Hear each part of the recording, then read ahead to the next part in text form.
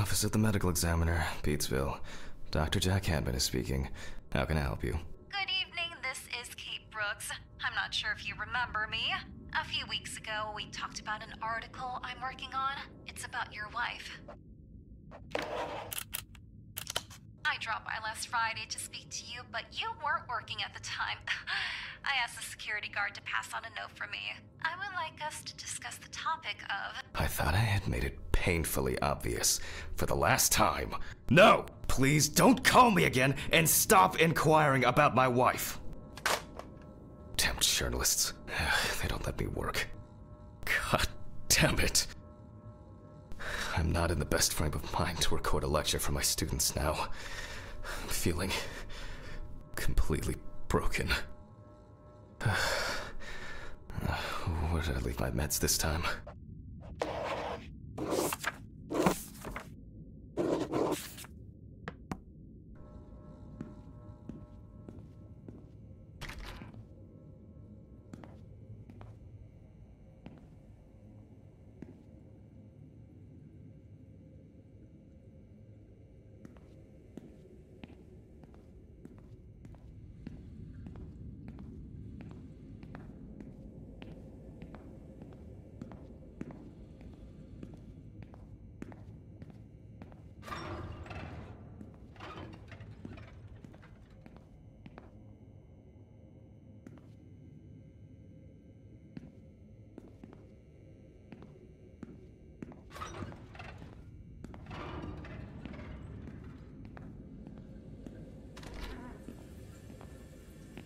Okay, time to pull myself together. And get back to work. I need to set up the camera first.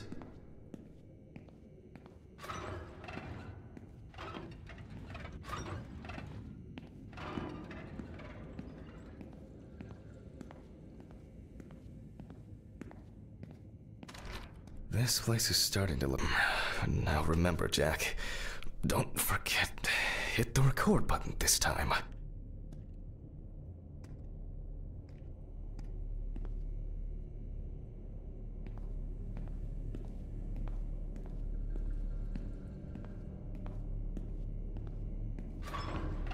Hopefully the new tripod is going to hold up.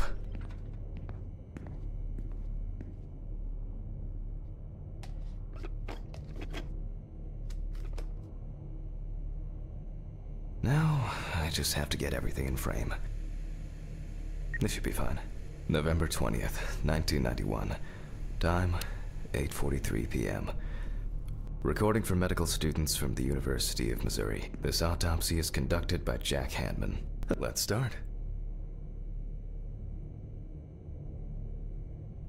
Always wear an apron, mask, and gloves. Goggles are a must when the job is splashy. And in case of sharp accidents, it's worth having disinfectants at hand. It's true that you won't get ptomaine poisoning straight away, but if your liver or kidney aren't doing well, you may end up with diarrhea.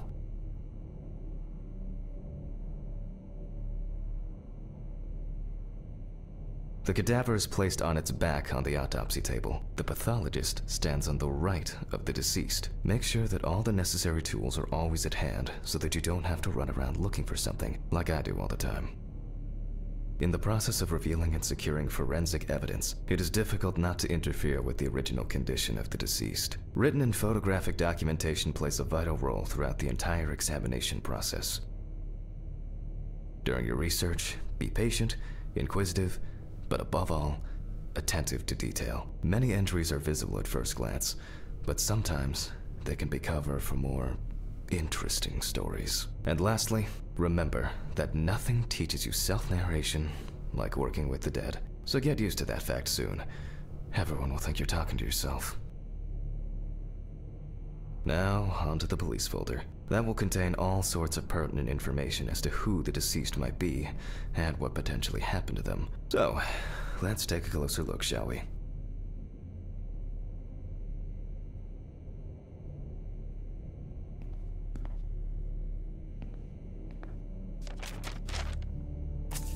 The deceased's name is Tobias Chambers, locally known as Old Toby. Homeless and unemployed for at least a couple of years.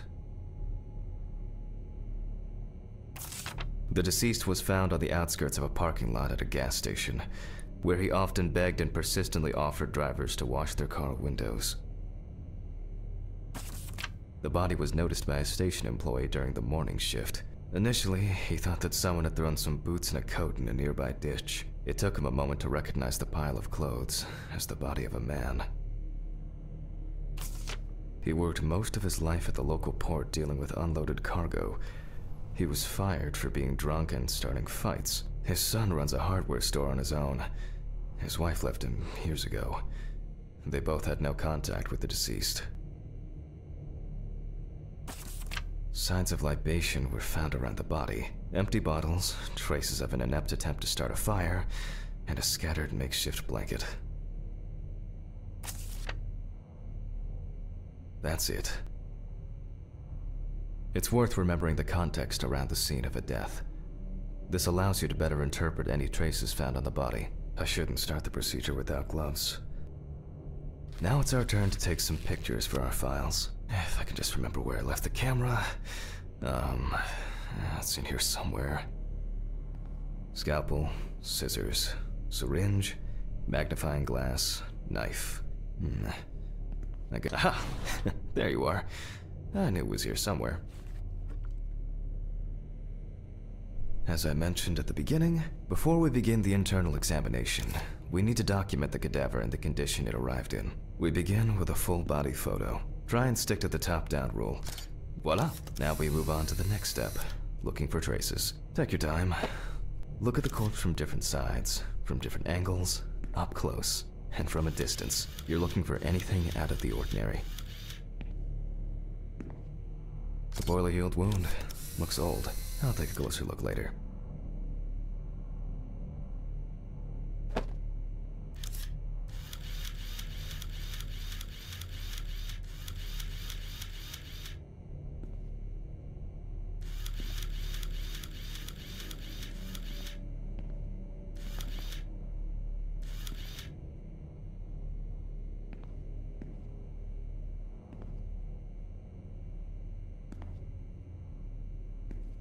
Some wounds in the feet and signs of frostbite, probably because the subject's shoes were too small.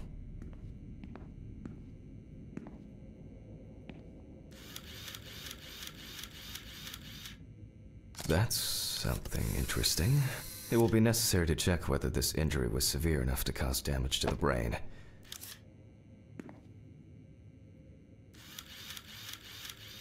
Hardened hands, worn out by physical work, and frostbite? In a moment, we will check which of our initial observations will be worthy of further consideration. But before we get to that, I need to write down some basic data.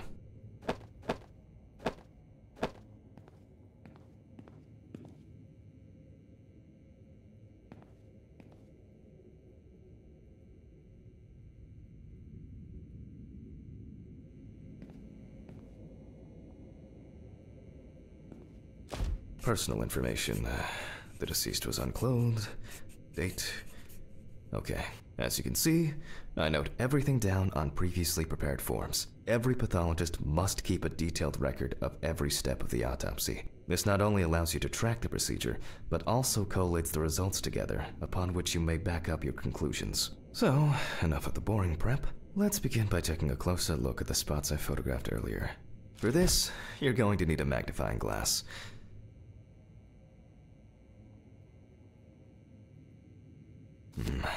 Which spot first? I can confirm the presence of ecchymosis on the deceased man's head. The appearance indicates the intravital nature of the wound. Add alcohol, which I can clearly smell, and this was an accident just waiting to happen.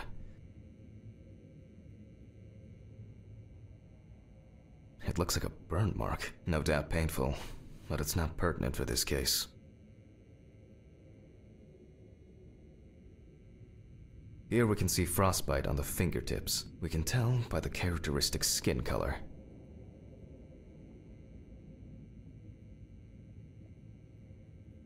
Definitely a painful mix of frostbite, abrasions, and blisters. Old Toby had been wearing shoes too small for him for a very long time. That's if he wore any at all.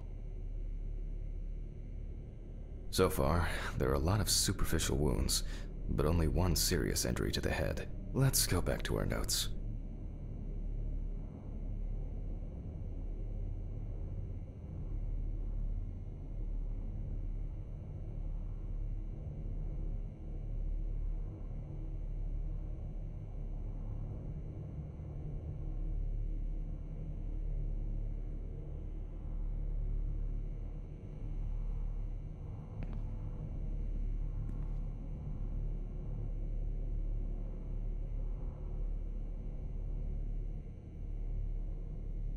First, I mark the location of the injuries and make notes for each one. So, the head wound. Definitely an important clue. This is something we'll investigate first. We're not in frost season yet, but high humidity, wind, and the inability to warm up can also be causes of frostbite. Even though this type of wound didn't contribute to the deceased's death, we're still required to record it.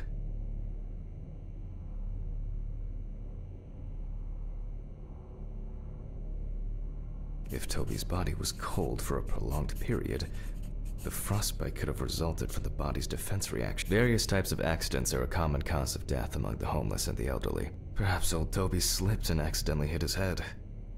Considering the conditions in which he slept, his body may have become hypothermic. This is of no interest to us. The nights have been particularly nasty lately. We will check if there are any signs of freezing internally.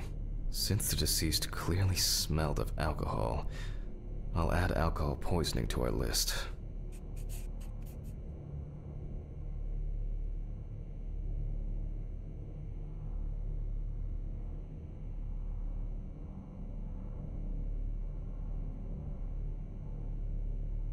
We still have one thing left from the basics: rigor mortis. Well, we take our deceased by the hand, gradually re-raise it,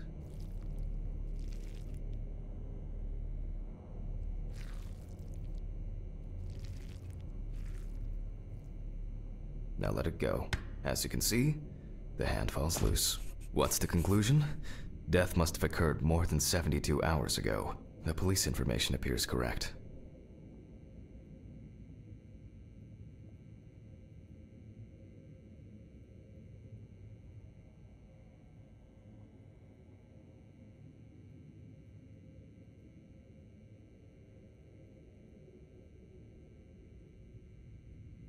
Head trauma seems the most promising, so we'll start there. For this, I need an oscillating saw.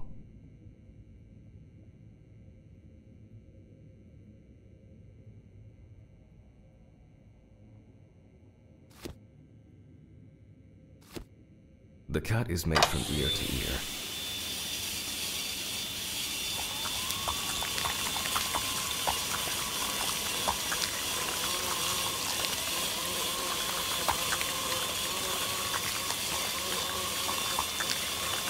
After which, we remove the skin and the top of the skull. After the basic examination, we can see that the brain's cerebral gyri in both hemispheres are symmetric. The brain looks good. Let's take a cross-section.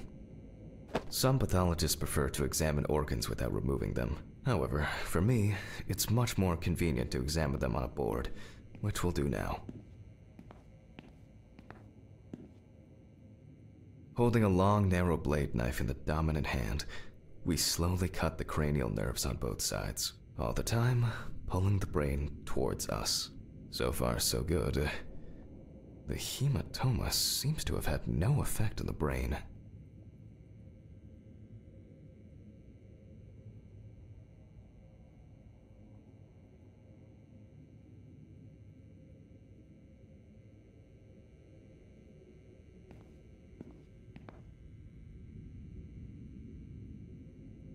We can rule the fatal accident out as well.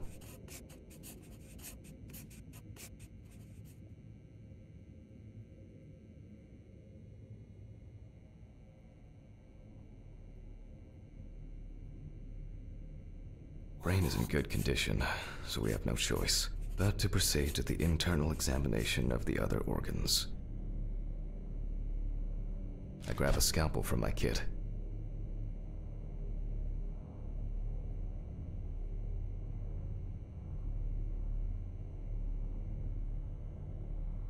The incision should be in the shape of a letter Y.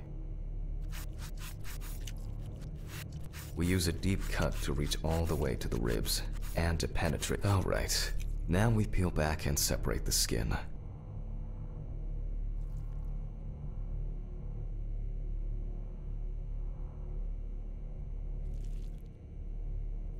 Now, we need to remove the ribs. We'll need the loppers for this. Quite a satisfying crunch, for some anyway.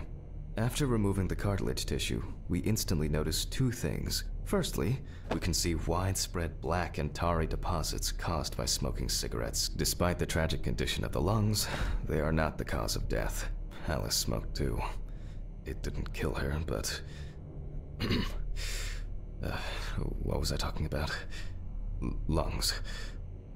Yes. Advanced inflammation.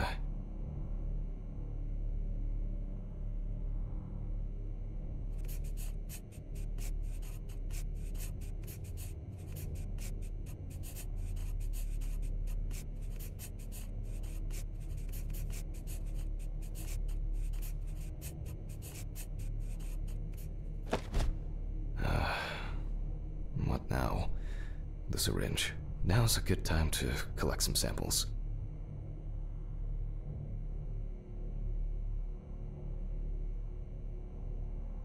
Specifically, 3. From vitreous humor analysis is very useful in indicating long-term alcohol abuse. 5 milliliters from the left ventricle should do it. Now from the bladder, we draw about 10 milliliters of fluid. Now we take our samples to the centrifuge, but before I do that, I need to find my notebook. My dyscalculia means that I always double-check the settings. Please excuse me while I run and fetch it.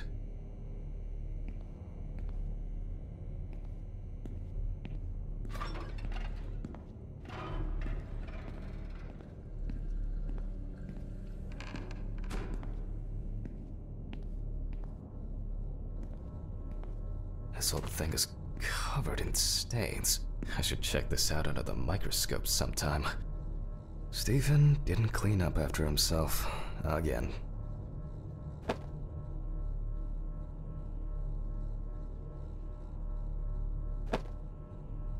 They definitely pay me too little for this.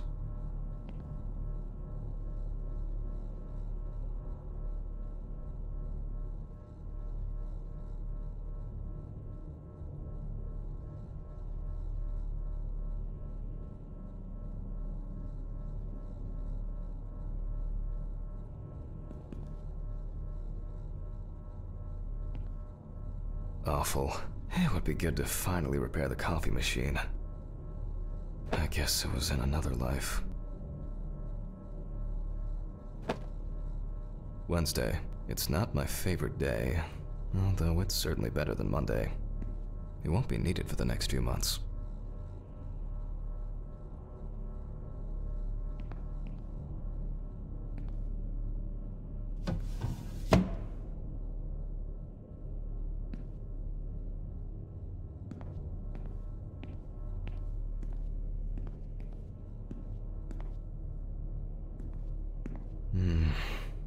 Another kidnapping this month.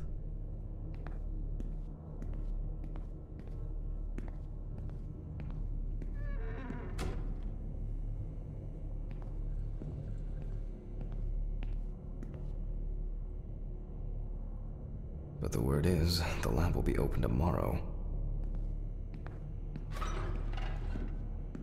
Let's get back to the examination. We put all of the samples into the rotor.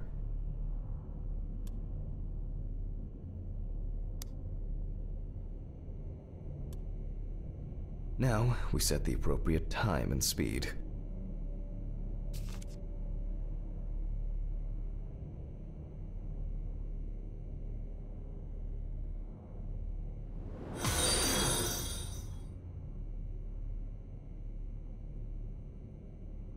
Okay, let's roll.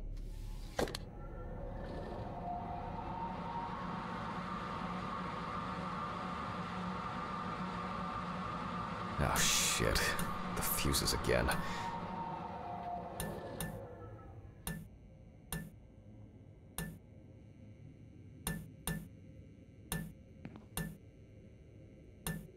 Where were we? Oh yes, the blood alcohol concentration. Let's see what we've got here.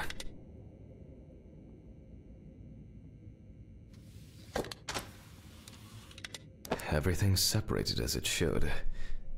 Our lab is closed until tomorrow after the last, incident. However, considering that Toby's favorite eau de parfum appears to be ethanol, I'm guessing the results won't surprise me at all. Let's go further. We will now focus on the cardiovascular system, specifically the heart.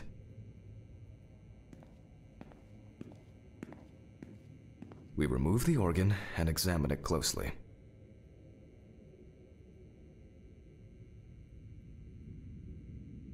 We look for dark hypoxic areas, clots, or other elements that stand out as abnormal. At first glance, the heart looks fine. The pulmonary trunk and aorta seem to be in good condition.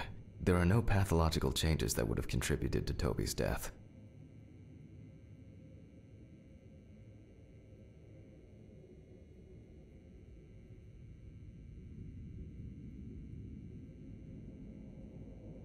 Now let's take a closer look at the stomach.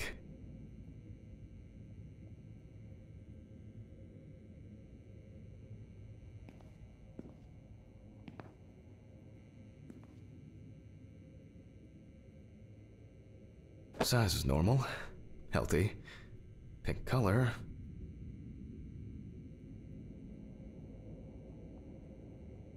And as expected, the stomach has no major external damage. We must now cut it open and inspect inside.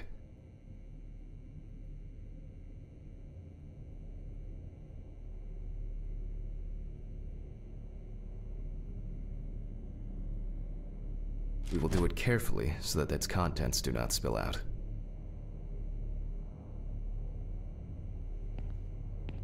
We open the stomach along the greater curvature, from the heart to the pyloric end.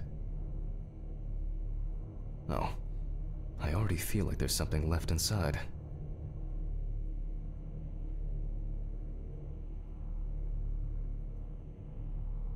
Okay, large amount of gas. Small amounts of yellow, grayish food content, resembling some kind of meat. Either our deceased hadn't eaten in days, or the bulk of his stomach had already found a way out. Looks like I'll have to find the missing contents. There are two ways here. One is obvious, and the other is... It couldn't have been suffocation, could it? I'll add this to the list and move on to the deceased's neck.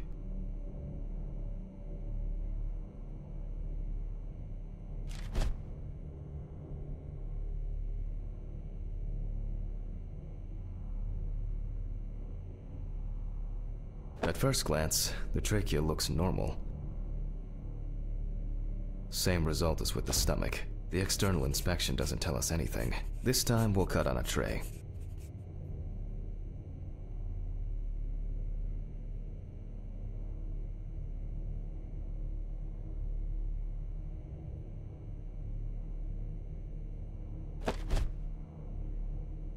While cutting such a small organ as the trachea, we must make a precise incision. To be able to cut with the very tip of the blade, we must hold the scalpel as we would a pen. And after careful examination and deduction, we've got it, a clogged trachea. It's time to summarize the whole thing.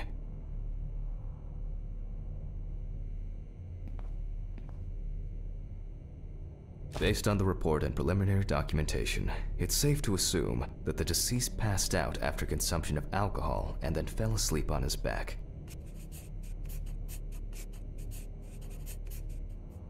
Then, the gastric contents refluxed and flooded the airways, causing death.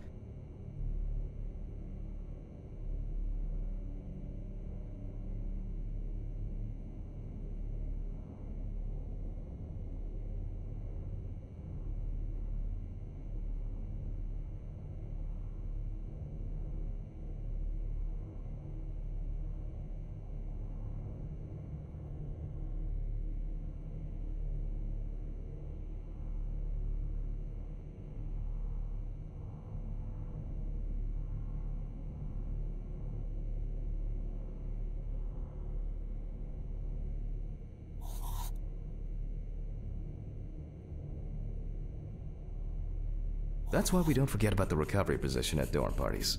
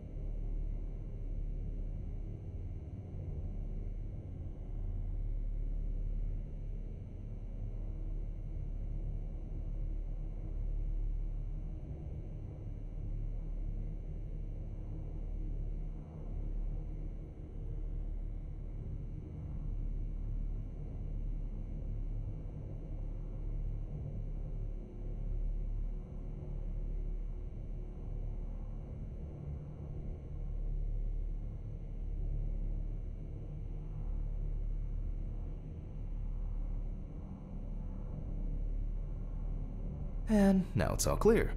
The death was suffocation. Now, signature.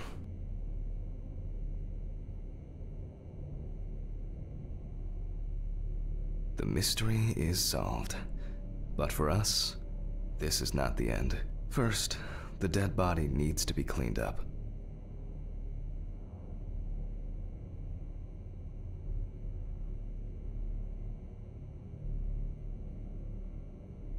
For this, we will need to close the body and grab the needle. First, we unroll the skin flaps.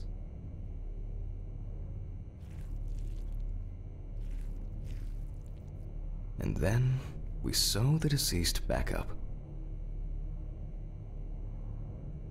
I'm using the baseball stitch technique. This stitching method is very strong and quick to do. Beautiful.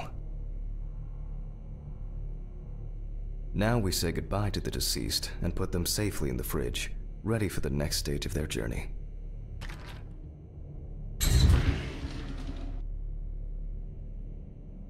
God, I'm tired.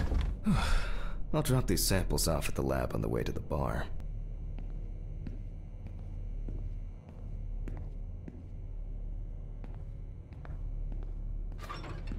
I'll call Steven. I don't feel like drinking alone today.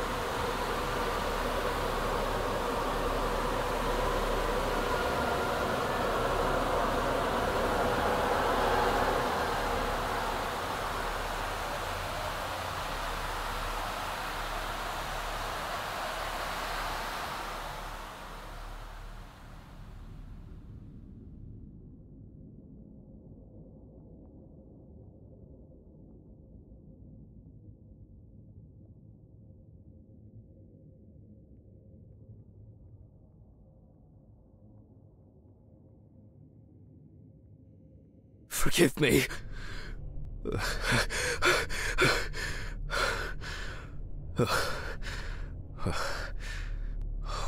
What? Christ. What a dream. Ah, fuck.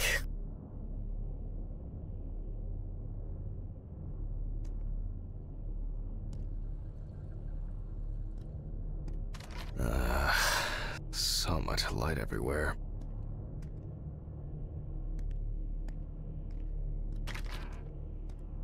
A pill a day keeps the defective Jack away.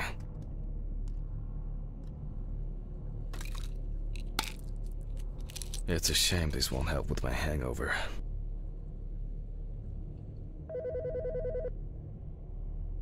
The fucking phone.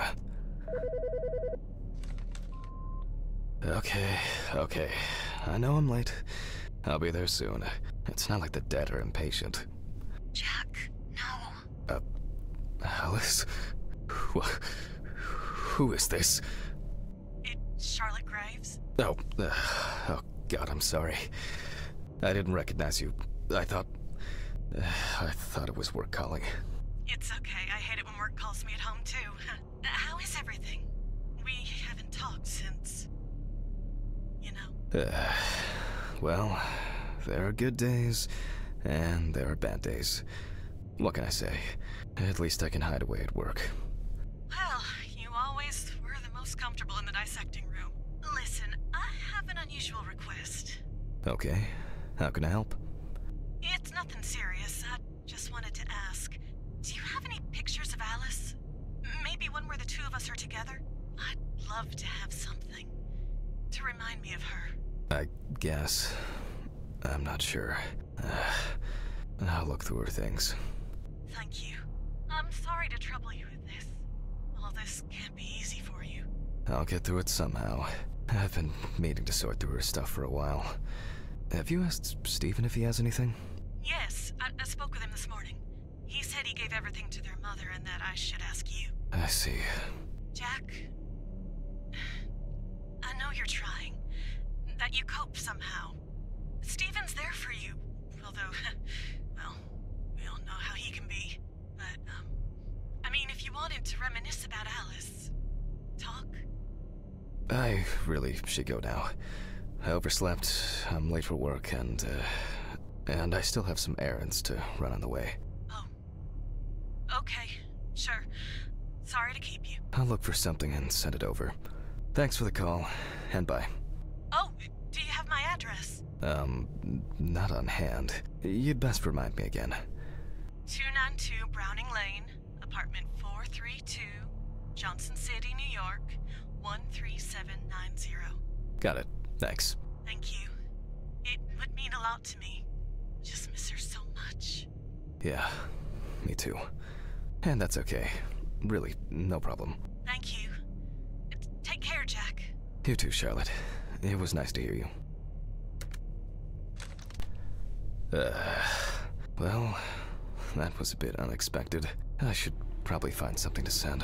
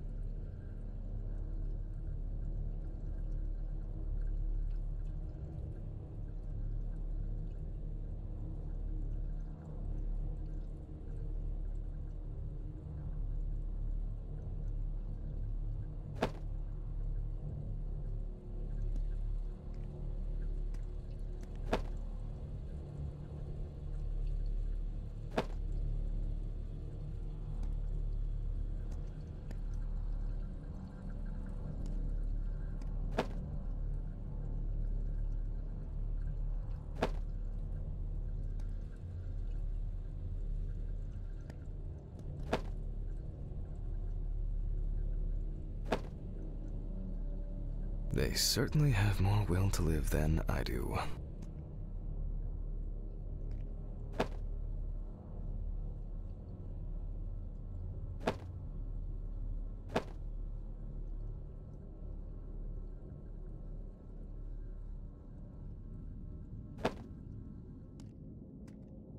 I'm not in the mood for music lately.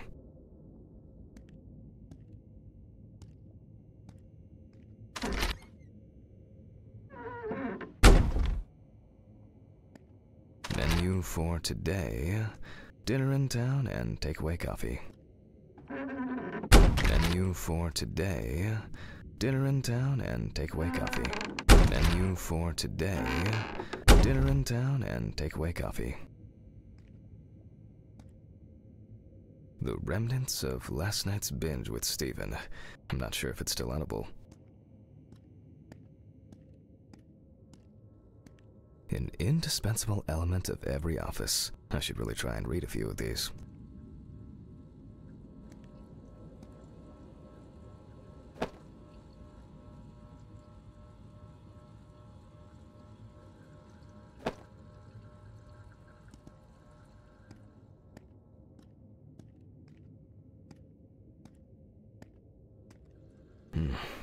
I really need to get this laundry done.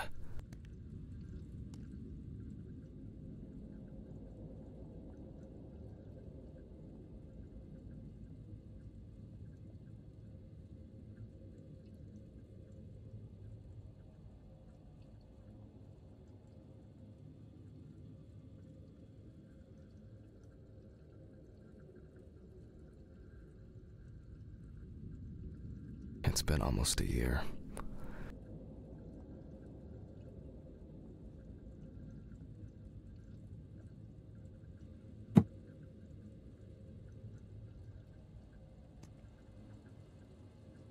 I wasn't able to support her through this.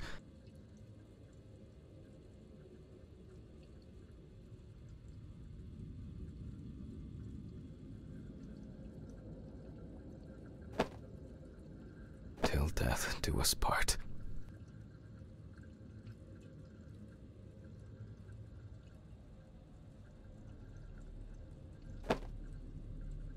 It was a miracle that the coffee didn't wash off the writing. And that she said yes.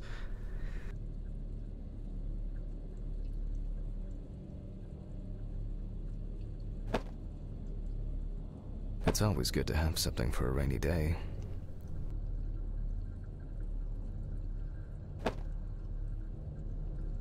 She got it for her first day of work, and she broke it the same day. She said it was for luck.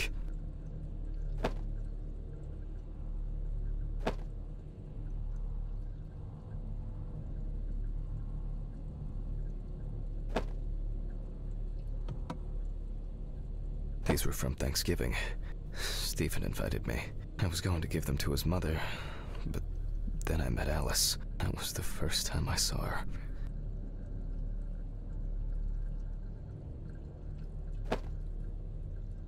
Alice and Charlotte in Amsterdam.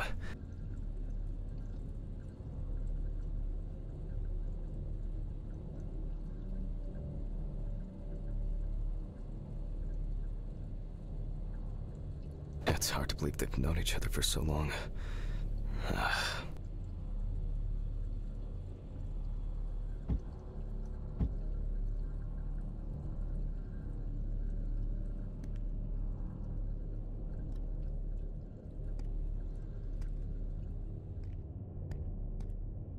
Time flies, and probably doesn't have to get up to work. It would be better if Charlotte had this.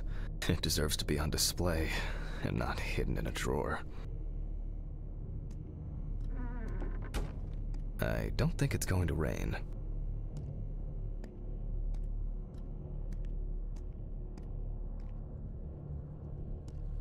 I still feel uneasy. At this time, Alice would probably be sitting here reading a book.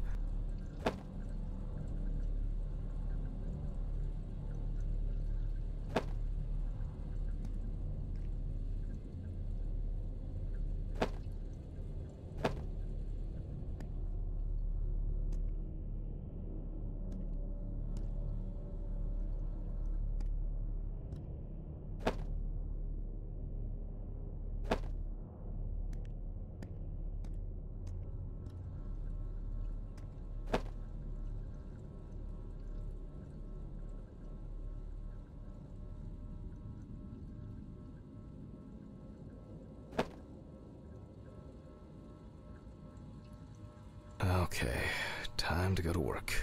I'm seriously late.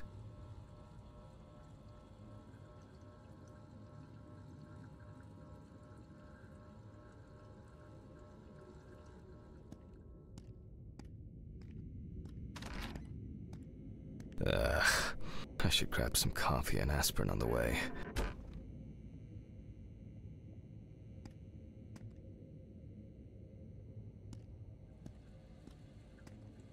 These fluorescent tubes are brutal.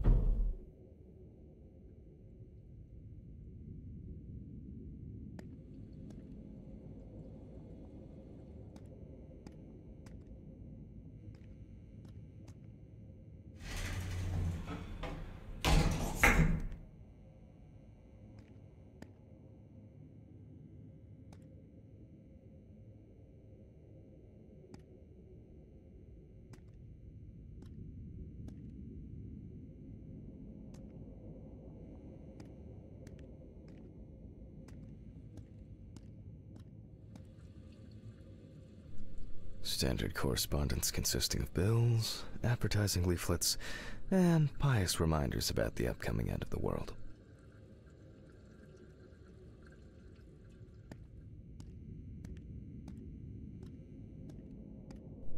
Standard correspondence consisting of bills, advertising leaflets, and pious reminders about the upcoming end of the world. Standard correspondence consisting of bills, advertising leaflets, and pious reminders about the upcoming end of the world. Standard correspondence consisting of bills, advertising leaflets, and pious reminders about the upcoming end of the world.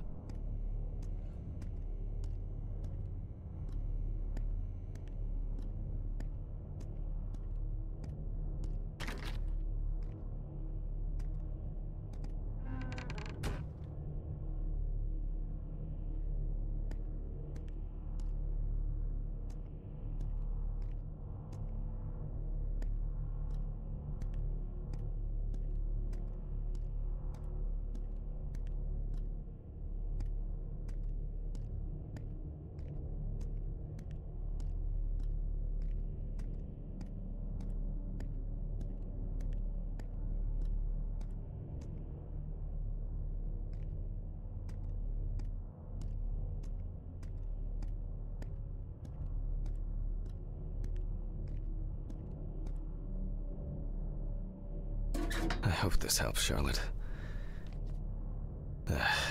Okay. All done here. Time to go. Huh?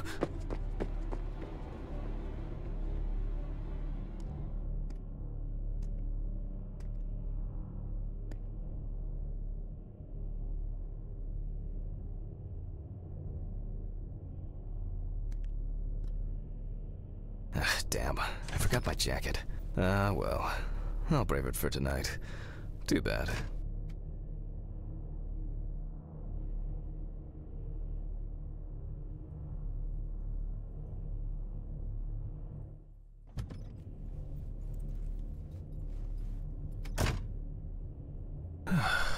Nice and fresh. At least it's peaceful here.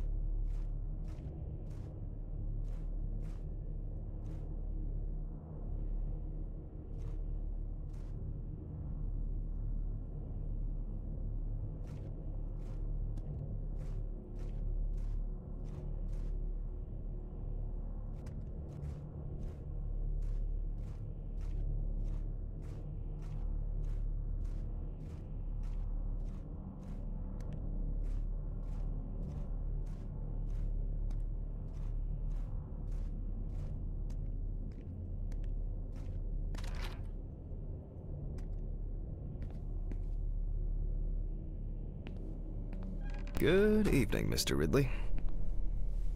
The timesheet handling.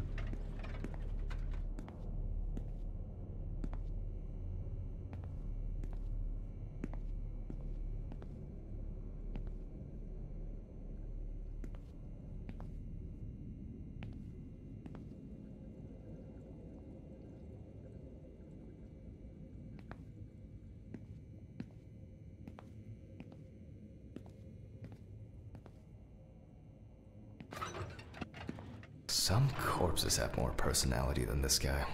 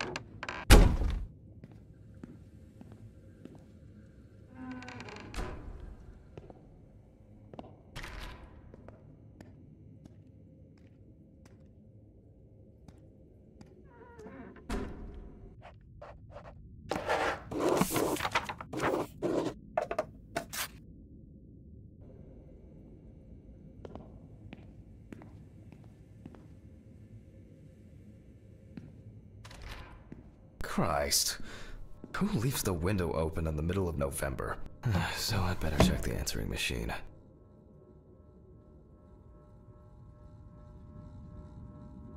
Hi, Jack. I dropped by a little early today.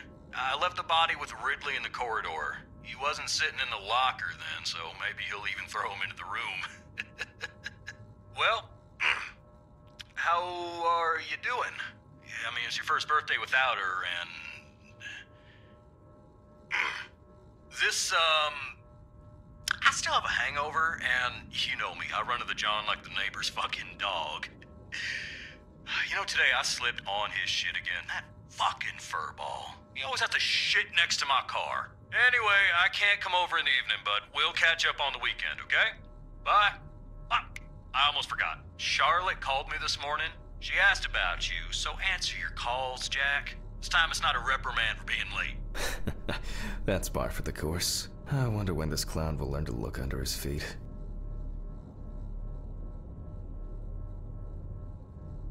Birthday. I actually forgot it was today. Alice baked me muffins like these every birthday. A treat for later. I always crave something sweet after a section. Okay, joke's over. Apron, gloves, and get to work.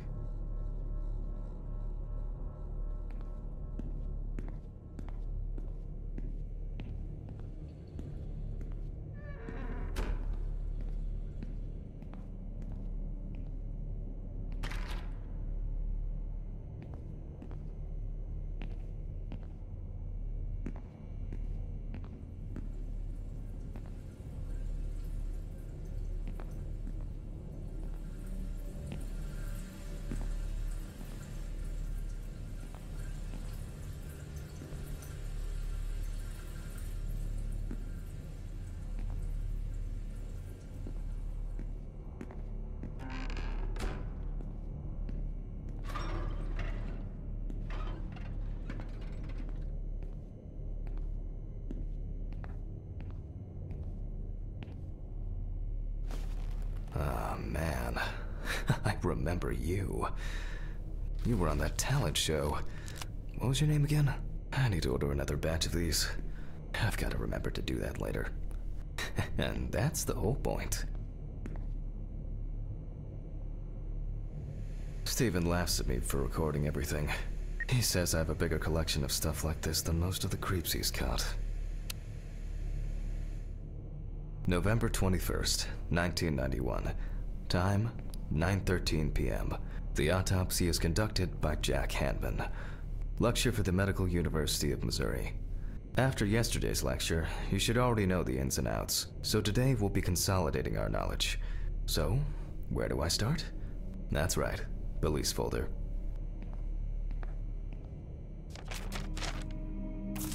Ah, yes. Samantha Barker. Now I remember. There's probably gonna be a lot of chatter about this. Found in her own apartment by police patrol. Officers were called by a concerned friend of the deceased, who had been unable to contact Barker for several days.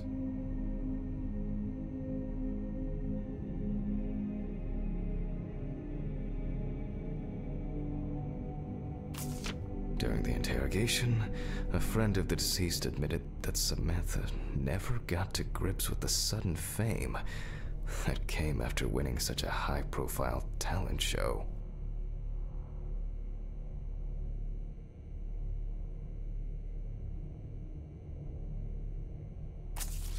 The deceased was found in her own apartment, in a semi-recumbent position on an armchair. Large quantities of alcohol and empty packets of sleeping pills were also found in the apartment. After her first album became a commercial success, she was hit with a creative drought. She suffered panic attacks and severe sleep problems. Drugs and medication came into play.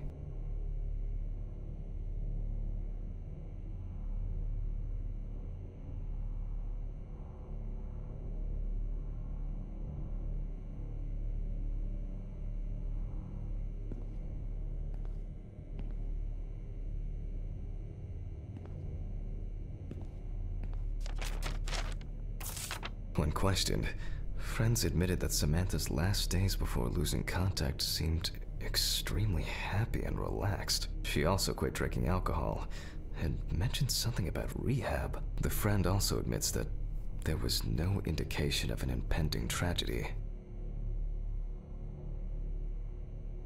Well, let's see what settled this matter. As you can see, the body is fully clothed. Therefore, before we move on to photographic documentation, okay, now we can continue with the examination. Again, begin by taking photographs of the cadaver. I guarantee that over time it will cease being embarrassing for you. First, we photograph the whole body.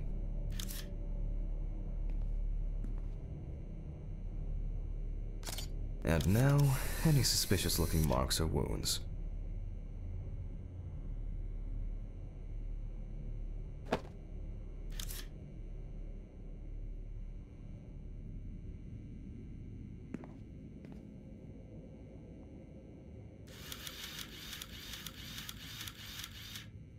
Interesting.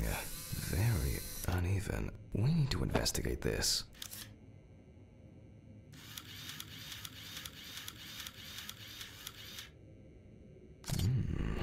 Yes, I've seen this many times.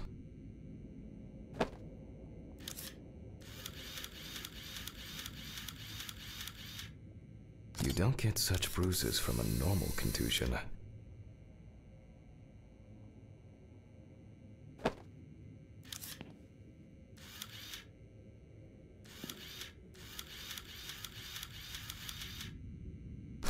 Well, there's even more here.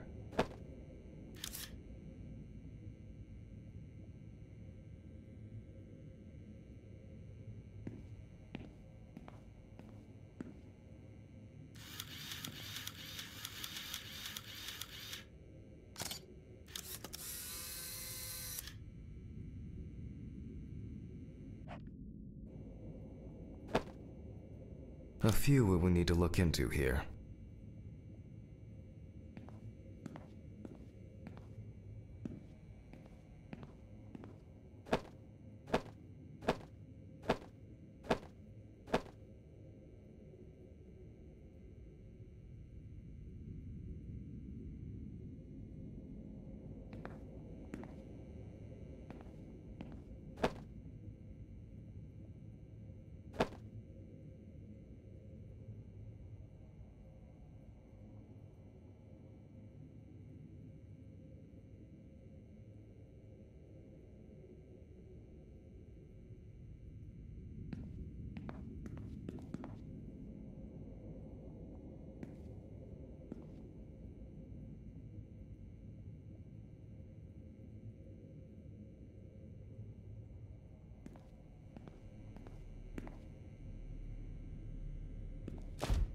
Notes prepared. Time to take a closer look.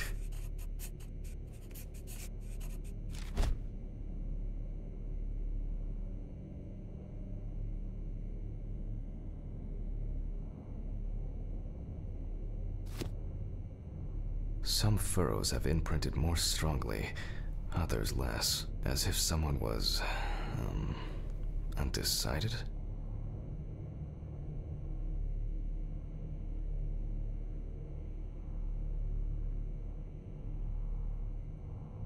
The number of bruises suggests that there may have been some kind of tussle.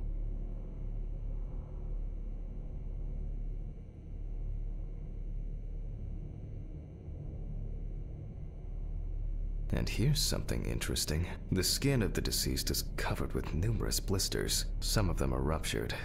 Others still contain fluid residue.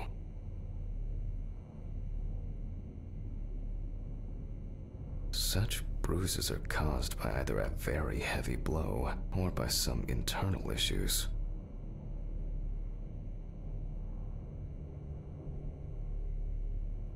More numerous blisters. We have some leads to investigate here. Let's write this down.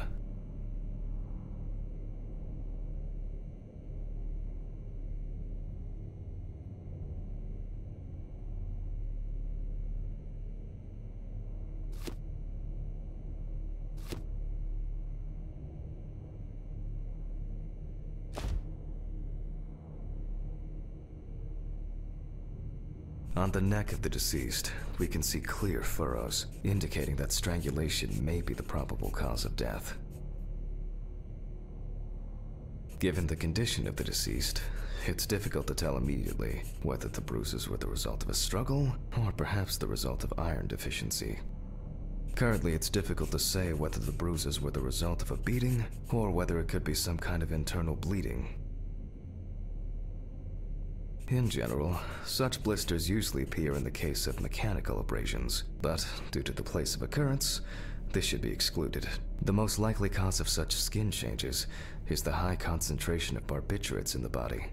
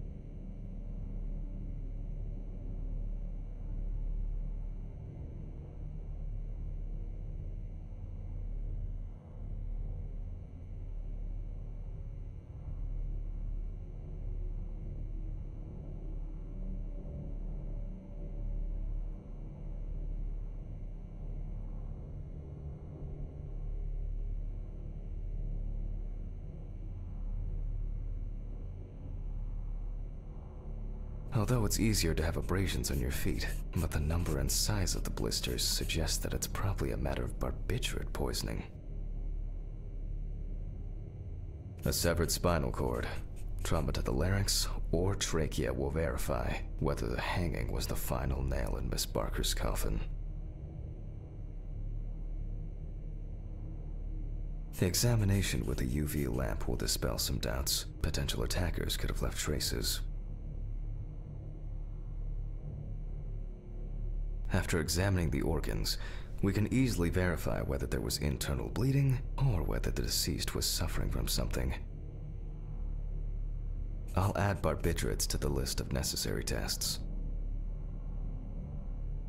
to be checked in the lab later. Given the testimony of the victim's friend, I add alcohol poisoning to the list of potential causes of Miss Barker's death. A blood test will no doubt quickly verify that hypothesis. But first I'll check for external traces. For this we use the good old UV lamp.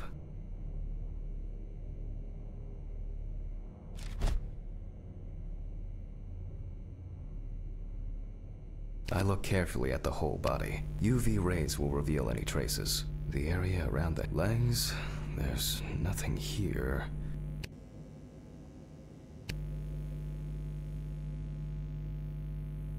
Right hand clean. The left hand seems to be fine. No marks. Ah, well, nothing to surprise us here. Now gently, we take the deceased by the hand.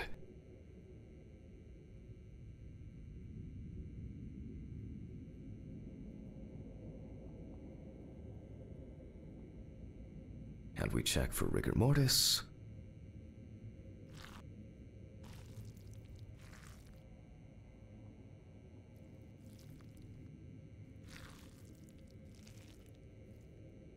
Again, the hand falls freely. After yesterday, you should know what this means. Since we don't have a definitive lead, we will examine all the key organs one by one. So, I'm starting the internal inspection.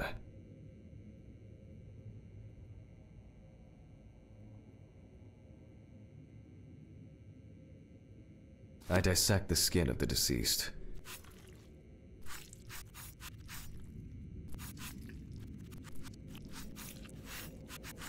And I proceed to deflect the skin flaps. Compared with yesterday's body, the deceased has only trace amounts of adipose tissue.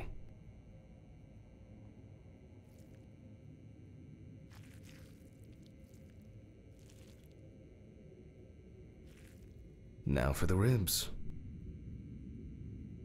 What do we have here?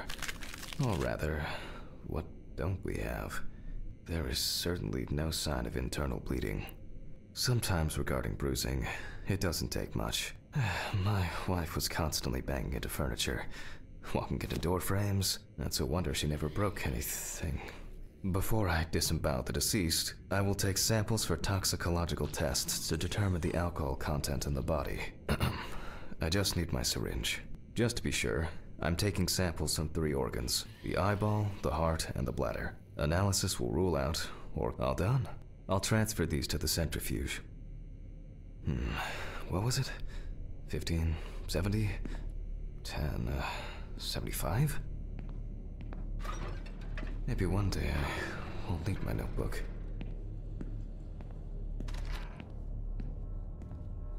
Numbers have never been my strong point. It's probably why I regularly forgot birthdays and anniversaries. I'm lucky Alice always forgave me.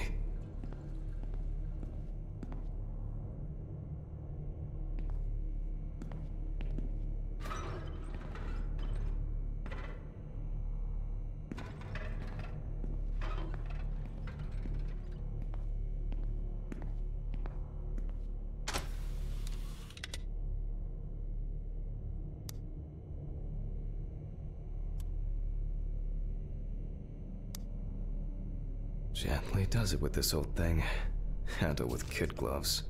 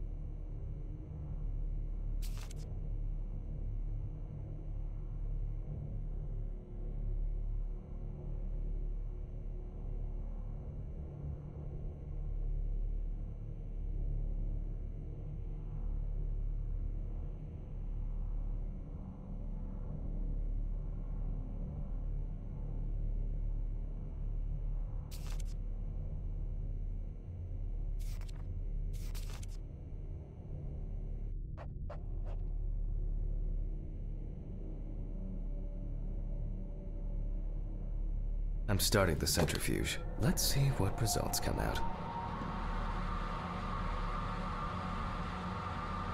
The laboratory is already open, so... Fucking hell! Ridley! Mr. Ridley! Where is he? The fuses need resetting. Fuck it. I'll do it myself. I swear there was a flashlight in here.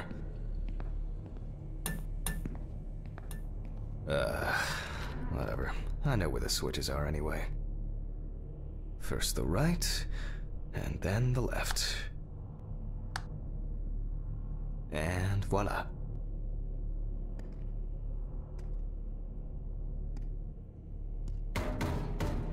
What?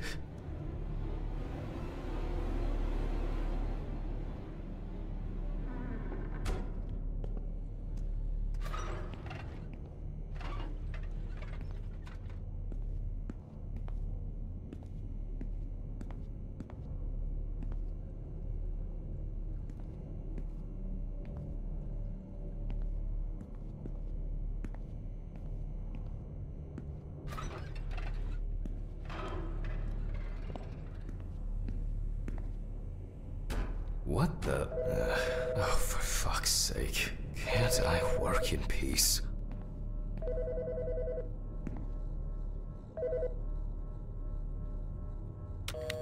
Jack Hanman speaking. Easy, why so rude? Steve? Sorry, man. This place is falling apart, and Ridley won't even lift a finger to help. You just can't work here. Did the centrifuge strip the fuses again? Yeah.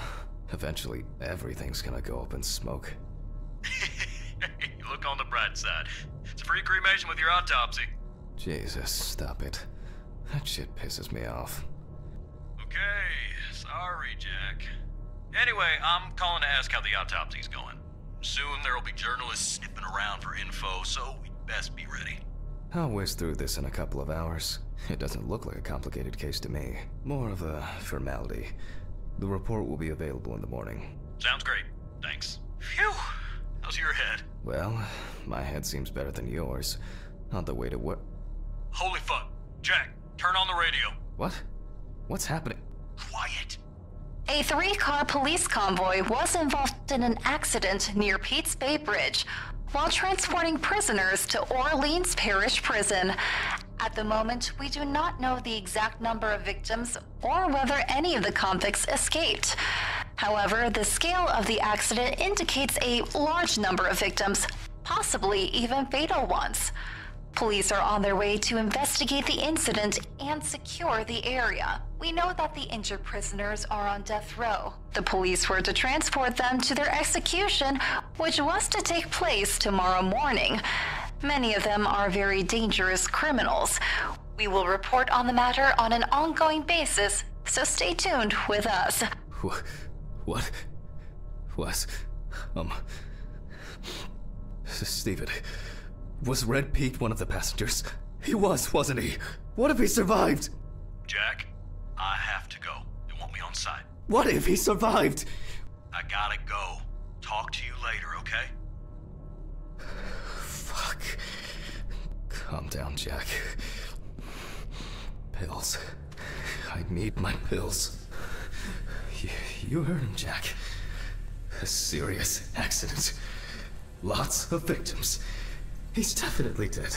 Yes.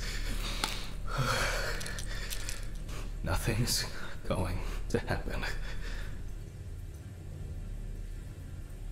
Christ. I've got to get back to work.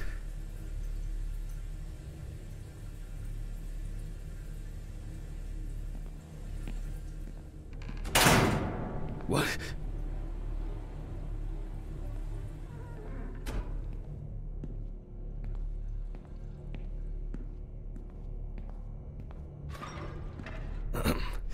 Technical break. At least I know I can pursue a career as a janitor if I need to.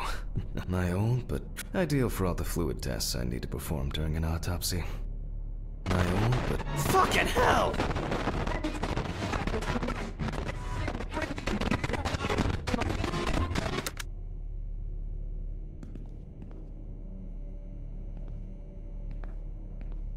Alright, let's see if we were able to get anything out of this piece of crap. And miraculously, yes. The samples did spin. I'll transfer them to the chromograph in the lab.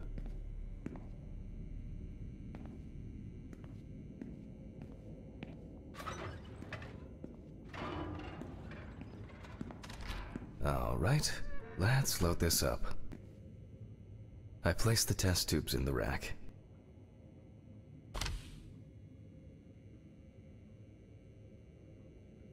Now, just take 5 milliliters from each.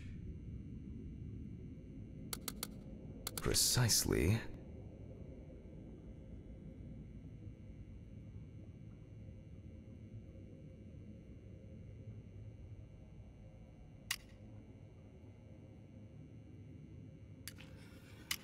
And the next.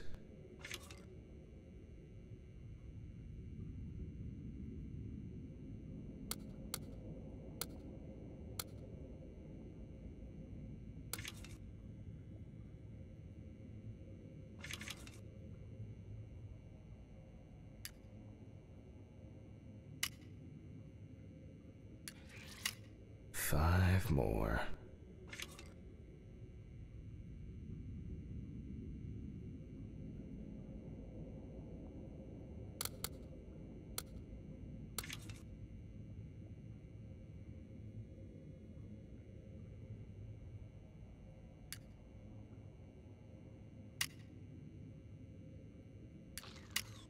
We put the prepared sample into the machine.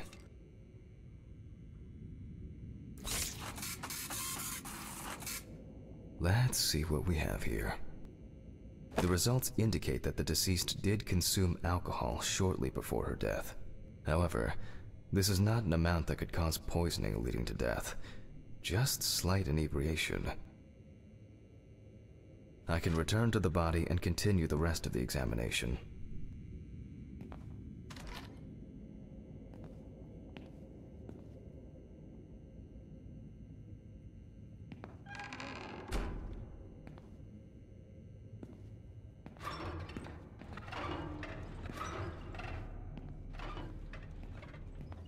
The chromatograph results show that we can eliminate alcohol poisoning from our list of potential causes of death.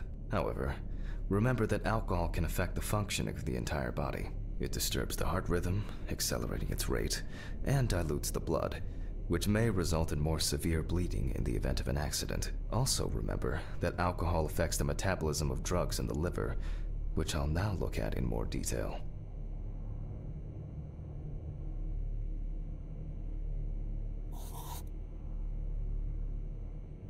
First, I'll pick up the syringe again.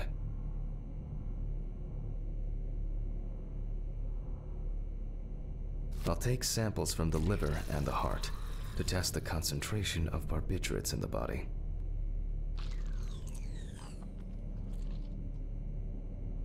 That's enough.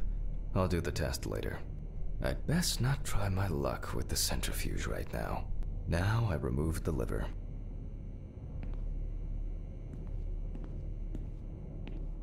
My own but ideal for my own but trusted centrifuge. Ideal for all the fluid tests I need to perform during an autopsy.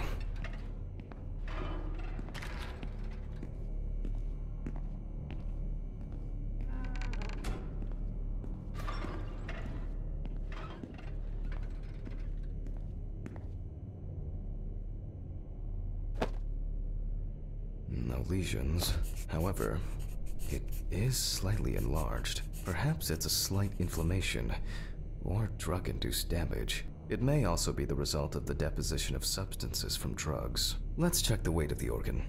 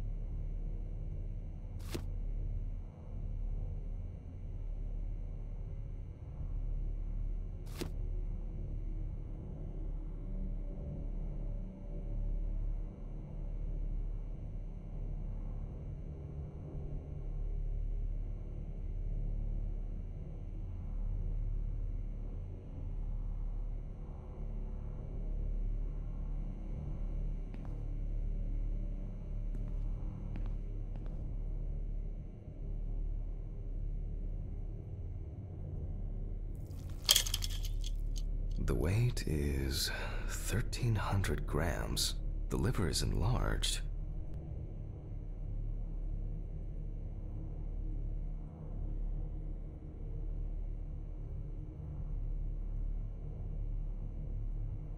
I'll move on to a cross-sectional study. Perhaps the enlargement is the result of early cancerous changes. The blade glides through smoothly. I don't feel like I'm encountering any changes with an unusual structure. No steatosis or cirrhosis. The liver is actually quite clean inside.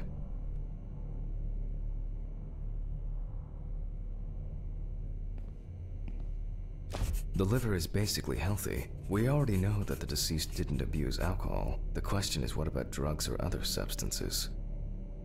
I move on to the heart.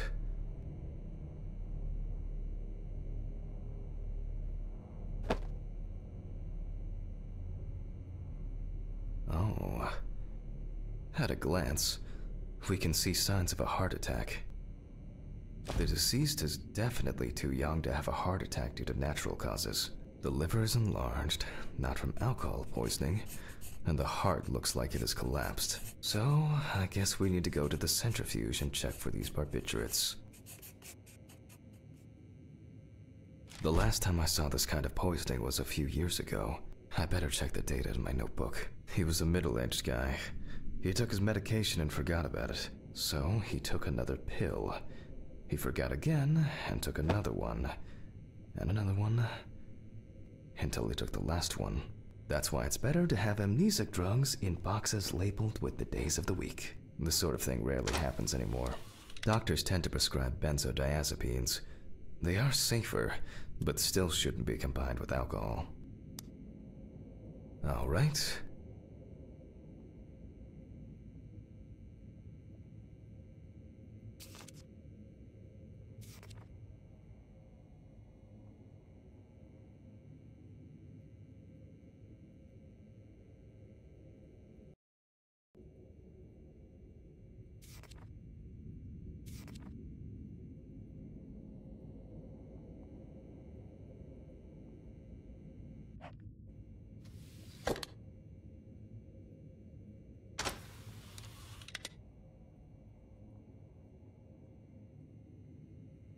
We close the centrifuge and pray that it doesn't trip anything again.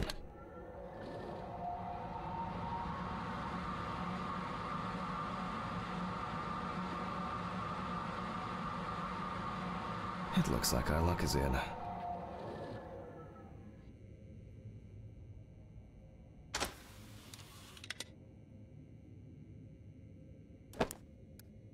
We can take the samples to the lab now. I wonder how she was able to get hold of these drugs.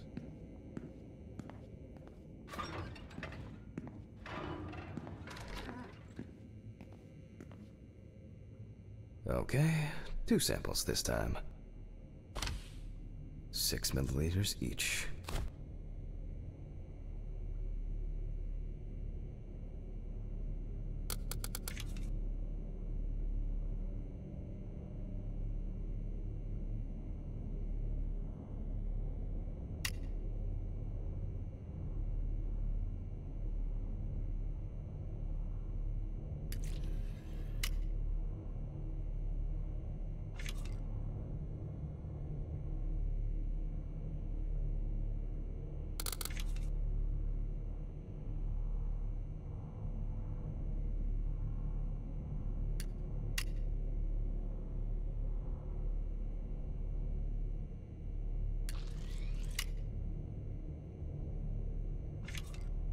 Well, let's see how much of it we find.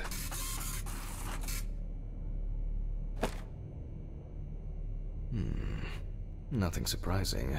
Significant amounts of phenobarbital metabolites of hepatic origin.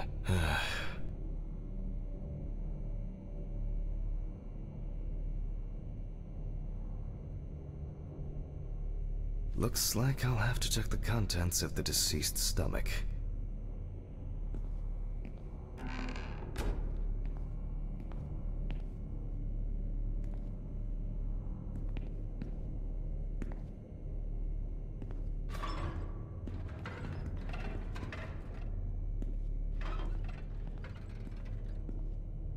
tests showed that the collected blood contained enough barbiturates to cause cardiopulmonary collapse.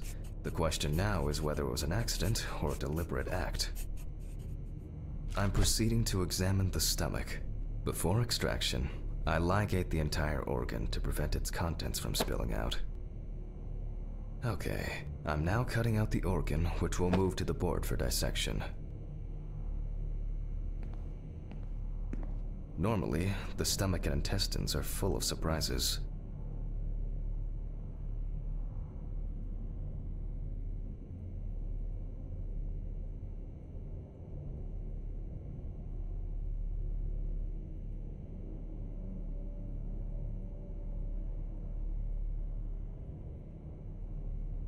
But not this time. We see remnants of undigested food and a dense mass of pills.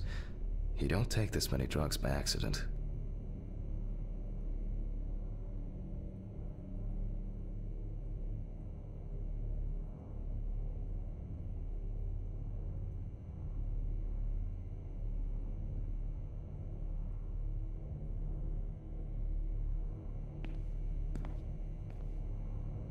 Length and width normal. No obvious pathological changes. Undigested drugs found in the stomach of the deceased. The direct cause of death was probably an overdose. I'll check the rest of the organs, and then the deceased's intestine is normal, lungs are normal, the deceased's trachea is normal, complete patency. No food or fluid. Abdominal cavity checked off. We can check the brain.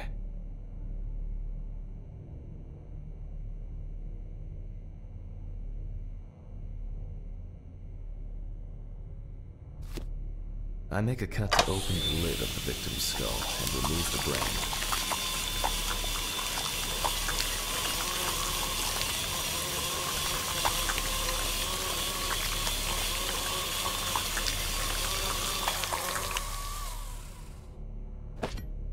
Brain is normal.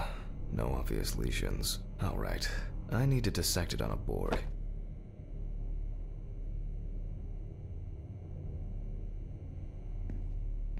Using a knife, I carefully cut through the brain tissue. I peek inside a bit, and... I don't think there's anything worth noting. As expected, the deceased's brain is in excellent condition. No discoloration or changes due to hypoxia. There is still the matter of the marks on the neck. They look superficial, but who knows? Maybe the spinal cord has been severed. I need goggles and a saber saw. I think the goggles were in the desk drawer. Oh, they're out there. Alice.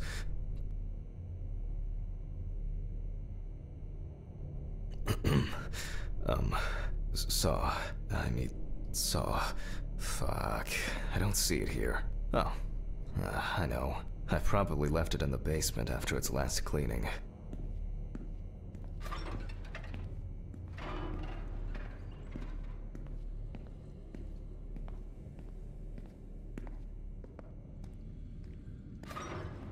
Mr. Ridley, I need a key to the basement. It's in the social room. Why is the key lying in the... never mind. Thank you. Hey, Hammond. Did you hear about the convoy? Well, maybe you'll get a chance to relive your glory days and catch Red Pete again, huh? Let's hope there won't be a need for that.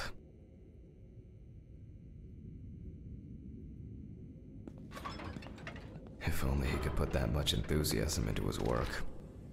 I get the feeling that searching through this rubbish is more pathogenic than working with corpses. Please, may this be the last trip.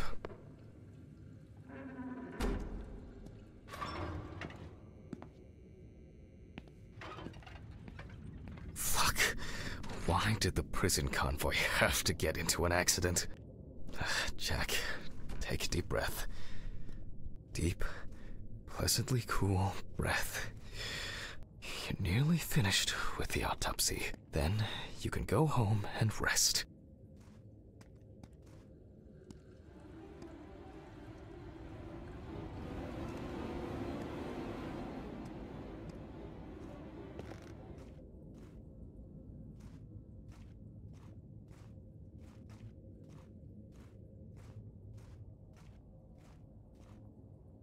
I'll take the saw.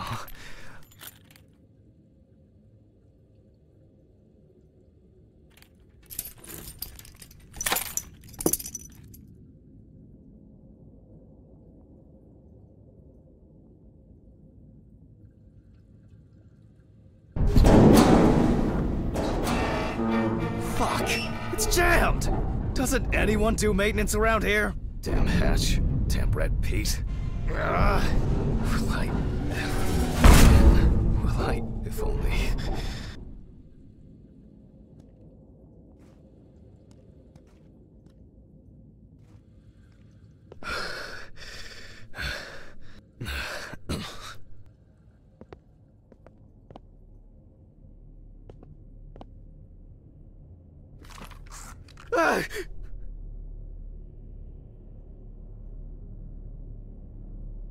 It would be easier if I put things away properly.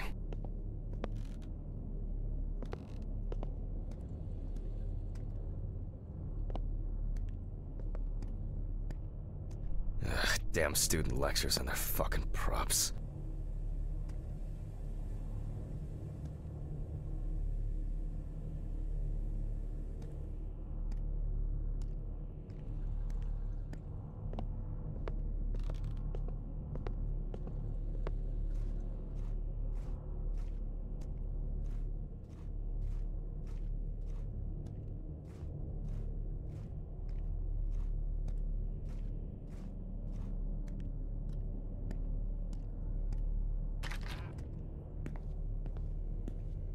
And like clockwork, he's already sleeping.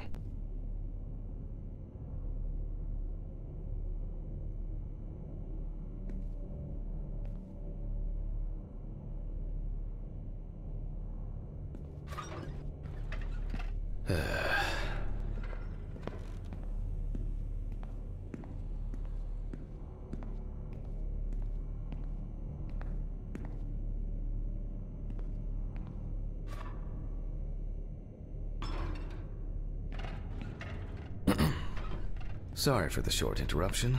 I hope you all took the opportunity to grab some coffee. And now that I have everything I need, I'll move on to revealing the spinal cord.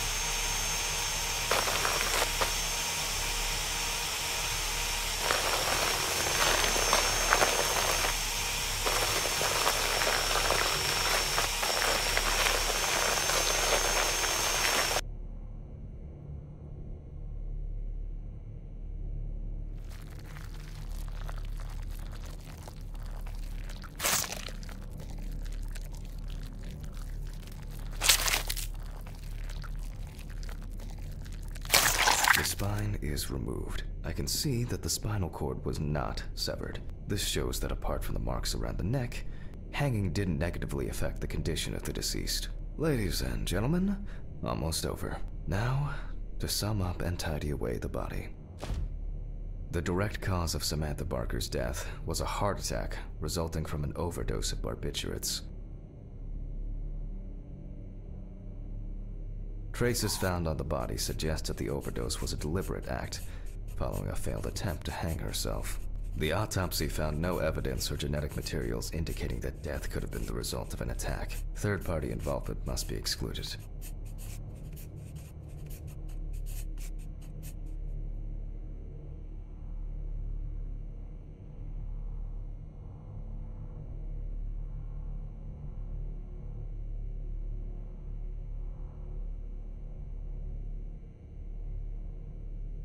Autograph, and we can start sewing.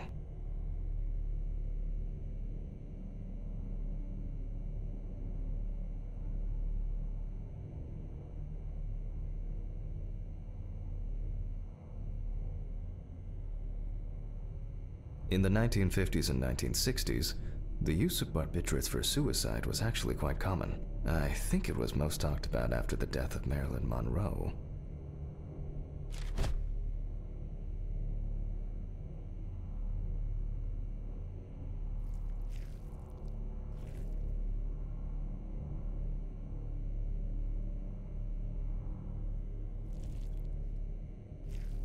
At home, it was a help and comfort. On death row, a farewell to the convicts. Well, we're done for today. Thank you for your attention.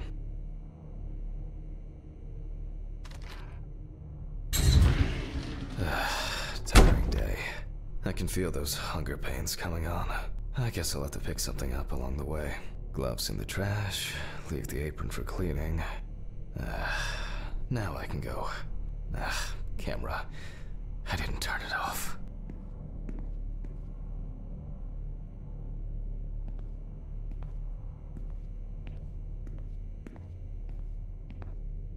I wasn't sure it would amount to anything, but the World Wide Web has been a blessing for speeding up my work.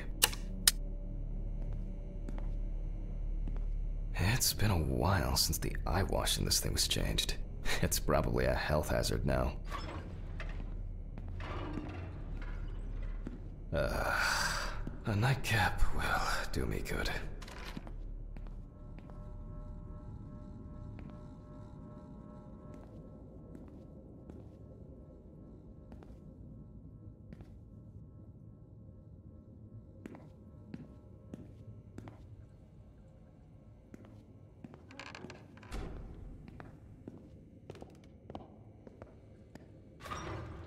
Good night, Mr. Ridley.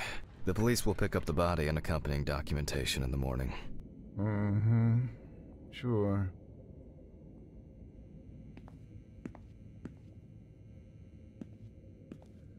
I guess there are actually two things in this world you can be certain of.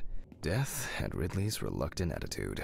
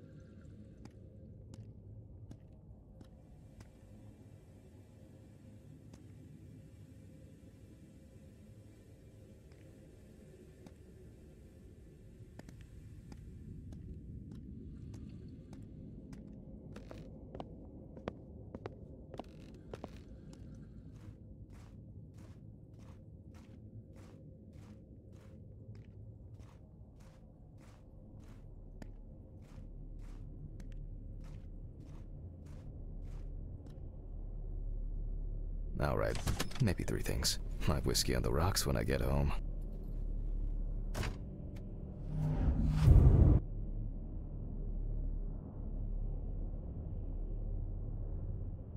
So cold. I guess I should have brought my jacket to work.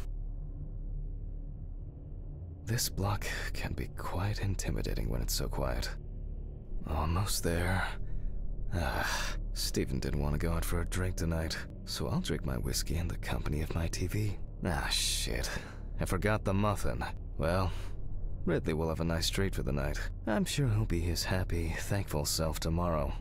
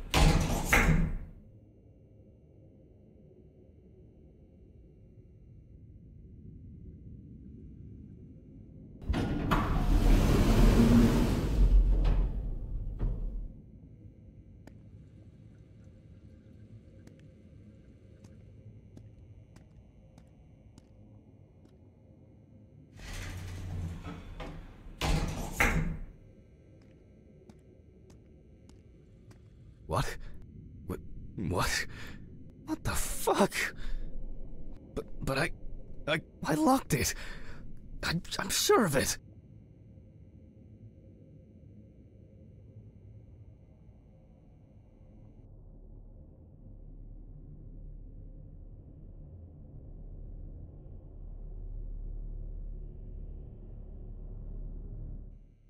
Who the fuck did this?